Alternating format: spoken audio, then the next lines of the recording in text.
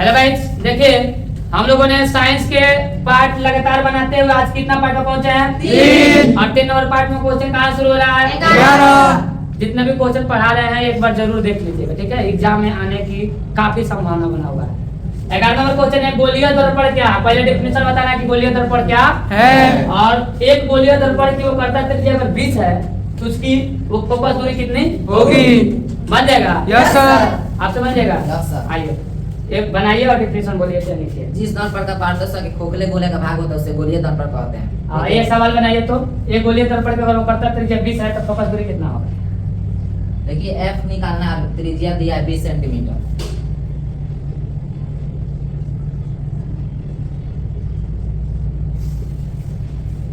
बहुत बड़ा ताली मारिए इसके नाम पर। देखिए इन्होंने बहुत अच्छा काम किया कि इसका डेफिनेशन बोला कि गोलीय दर्पण जिस खोखले गोले का भाग होता है उसे कहते हैं गोलीय दर्पण। और एक क्वेश्चन भी इसी में दे दिया कि अगर गोलीय दर्पण की वो कर्ता त्रिज्या 20 दिया है तो यह बराबर आ भाई 2। एफ के पार का वैल्यू 20 काटा के 2 काटेंगे 10 सेंटीमीटर बन जाएगा? Yes sir. देखिए अब क्वेश्चन नंबर कितना पहुंचे हैं? 12। अब 12 नंबर क्वेश्चन है कि पानी में रखा हुआ सिक्का उठा हुआ दिखता है क्यों? क्या आप लोगों को समझ जाएगा? Yes sir. आपसे बन जाएगा? आइए लिखिए तो, चाहे बोलिए।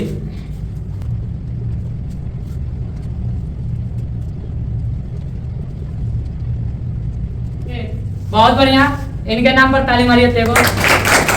बस देखिए एक बार ध्यान से, इन्होंने लिखा है क्योंकि प्रकाश के अपवर्तन के कारण। यही बात लिखना था, यही बात बोलना भी था, लेकिन बहुत मेहनत किए कि इसको 2 नंबर पे अगर चाहिए तो आपको लिख के दर्शा दिया है क्योंकि प्रकाश के अपवर्तन के कारण पानी में रखा हुआ सिक्का उठा हुआ दिखता है। कुछ इनका हैंडराइटिंग गलत है इसलिए क्योंकि आज तक के लोग मार्केट पकड़ा नहीं है। और बात है कि बच्चा सबको यहाँ पे बुलाकर लिखवाने का मेरा फर्ज है ताकि ये लोग के राइटिंग स्किल और शरीर से हेजिटेशन दोनों दूर हो जाए। कोई ऐसा नहीं करता है, हम इसलिए कर रहे हैं क्योंकि ये लोग आएगा तो कुछ सीखेगा बोर्ड पर, ठीक है? अब बन जाएगा ये सब? Yes sir. चलिए देखिए क्वेश्चन नंबर कितना है? 13। और 13 नंबर क्वेश्चन पूछा है 23 में 22 में उत्तल लेंस का उपयोग को लिखो। दर्पण का नहीं, लेंस के उपयोग को लिखना है। क्या आप लोग बोल सकते हैं? Yes sir. आप बोल दीजिएगा। आइए बोलिए। उत्तल लेंस का उपयोग, इसका उपयोग सरल सूक्ष्मदर्शी में किया जाता है और 2 नंबर में होगा इसका उपयोग दीर्घ दृष्टि दोष वाले व्यक्तियों के चश्मे में इसका उपयोग किया जाता है। बहुत बढ़िया।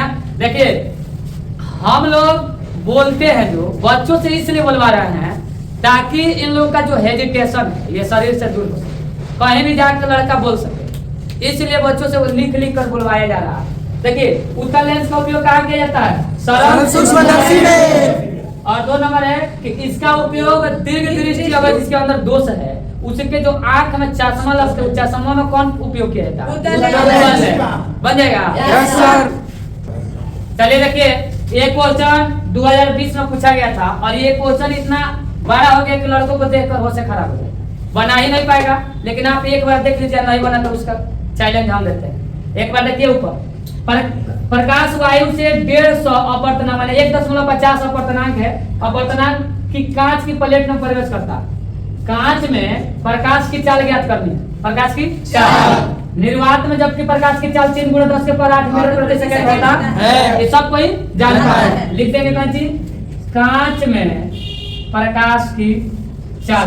कांच में प्रकाश की चाल, कांच में प्रकाश की चाल बराबर सबसे पहले प्रकाश की चाल किसमें? निर्वात में। प्रकाश की चाल निर्वात में। ऊपर लिख दो प्रकाश की चाल किसमें? निर्वात में। नीचे वाली लिख दो तो प्रकाश की चाल निर्वात में लिखा तो दूसरा नंबर लिखेंगे प्रकाश की चाल कांच में। यस।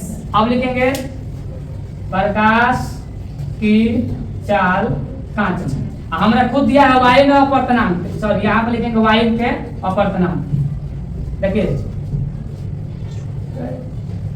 वायु में अपवर्तनांक, वायु में जो अपवर्तनांक है खुद दिया है कितना? 1.5 0। और प्रकाश की चाल निर्वात में कितना दिया?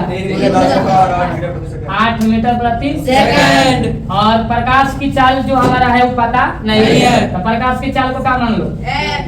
क्या मान लो?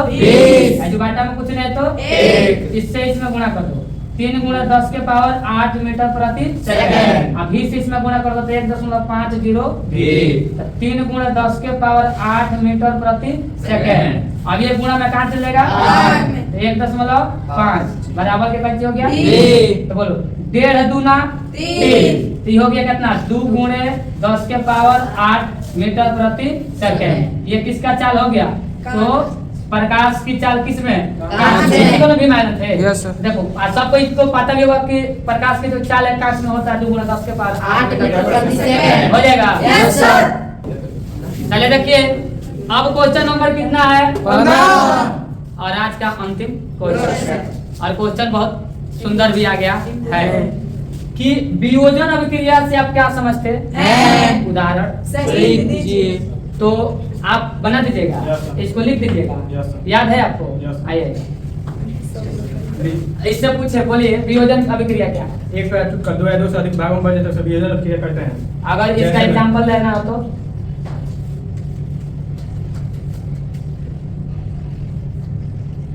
ताली मारिए तो इसके नाम पर देखिए इन्होंने बोला कि एक पदार्थ टूटकर 2 या 2 से अधिक भागों में बढ़ जाता है माने पदार्थ कब है एगो वस्तु कब है एक अब ओकरा क्या करना है तुरना तोड़ना है। तो देखो H2O इकट्ठे दे दिया है और एगो टूट के कब भाग में बट गया दो। और इसी को क्या कहा जाता है वियोजन अभिक्रिया। ये एग्जांपल भी सही है और इसका डेफिनेशन भी सही है। अब इसको हमारे माध्यम से समझो जैसे गांव में शादी होता है तो कब हो जाता है एगो अब 1-2 महीना बाद मारा मारी करेगा मर्द मेहरारू हो गया तो उसको हम क्या कहेंगे कि वियोग हो गया ओकरा क्या हो गया वियोग और वियोग कोई क्या कहा जाता है वियोजन। याद रहेगा नु यस सर। ये एग्जांपल जरूर याद रखिएगा ठीक है ना यस सर।